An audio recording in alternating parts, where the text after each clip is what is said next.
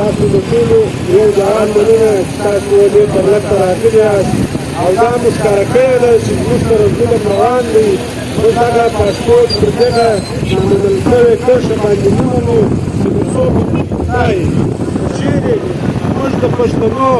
دغه روایول او دغه رقم اتفاق و دا رقم اتحاد و د هېڅ چا په پلار کې به بیا دا جرأت نشي کېدای چې دی به زموږ پر دې بارډر دروازه په موږ باندې پاسپورټ لاګو کړي. هېڅ رقم دا پاسپورټ موږ نه ورسره منو. که چیرې په دا غیرتمن ولس کې غیرت ولو دا ژوندي وو یا دا سیاسي پارټیانې ولې انشاءالله موږ دوی سره دا وعده کوو چې په موږ کې غیرت ولو په ژوند به موږ سره د بارډر دروازه پاسپورټ نه کړي نه موږ ورسره منو.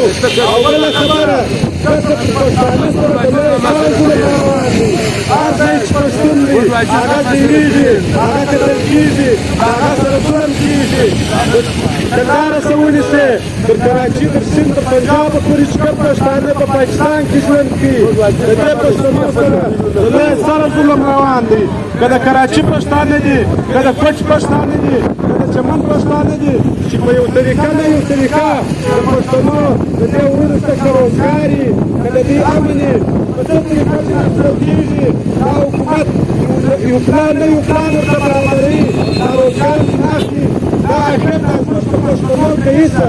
دې منصوبه کومه تیاره کړې ده. روزګار به راباندې درولي دي کاروبار یې راباندې درولي دي په امن باندې نه یو په کورو کې لیکه د ورځې ولسنۍ ګرځي سرکار خو ته نه درېږي و منشیاتو ته نه درېږي کوم چې دا زموږ د غیران وروڼه دلته چانس کوي دلته یې 15,000 کوي 1,000 د ورځې پیدا کوي اوس یې وجې ته پلان جوړ کړی دي اوس دې دغه هم پر دې پر پښتنو باندې بندي د دې لاسونو اسلام ورباندي دا خو ته په لوی پاکستان باندې ته دا پښتانه وروڼه وغلاو ته مجبوره کړې ومونږ ته مجبوره کړې د دې شته لاسونو خوله وربند کړې روزګار خو ودرې دا خدای خلک دي دا خو سار یې وګټي ماښام یې خوري دا چې تا دا روزګار د بادر ته پر ودروي پر پاسپورټ یې کړي دا ولس ته چیز کړي دا چمن ښار کې چیز شته په دې کې د دنیا یو سهولت نشته یو روزګار نشته دا پښتانه وروڼه دي وغلاو ته مجبوره کړو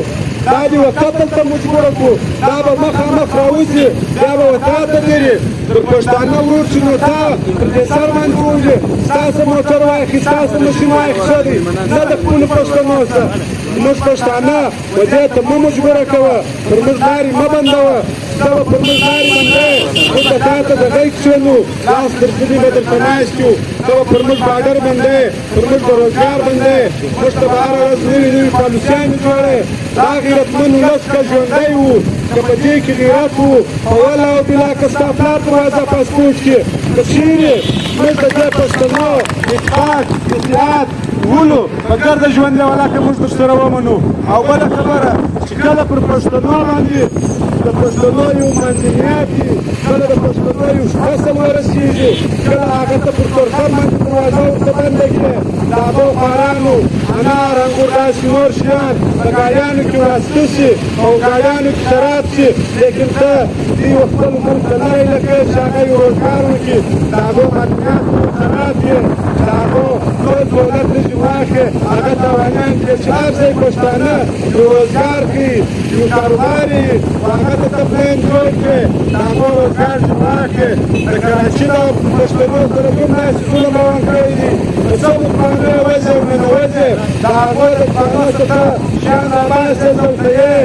په کراچي کې داسې نور ډېر خلک شته ډېر قومونه شته چې په هغه کې هزارګان ازبکان داسې د کراچي مدر د انډیا مدر د هغو په پخوانو ته ولې ننوځي په هغو ولې چاپې نه وې د هغو شیان ته ولې نه اخلې چې یو پښتانه دې پیدا کړي دي چاړې دې ورته په لاس کې ده چې هر ځای پښتون په نظر درځي چې هر ځای لږ پښتون په وس چې په خرڅ شي نه پرېږده د پښتنو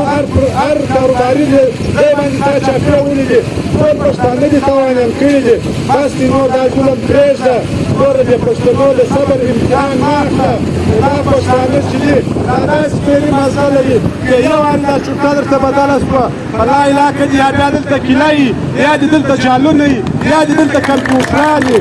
نو ځکه د دې پښتنو نور امتحان مه اخله د دې د سړک د نور امتحان مه اخله دا پښتانه خپل روزګار پیدا کړه خپل کاروبار پیدا کړه نور دا پښتانه مه ځلوه نور د دې د صبر امتحان مه اخله مجلس درڅه اوږدېږي نور مشران ناست دي هغه ورته پریډونه درته کوي ټول مولان یو ځان مننه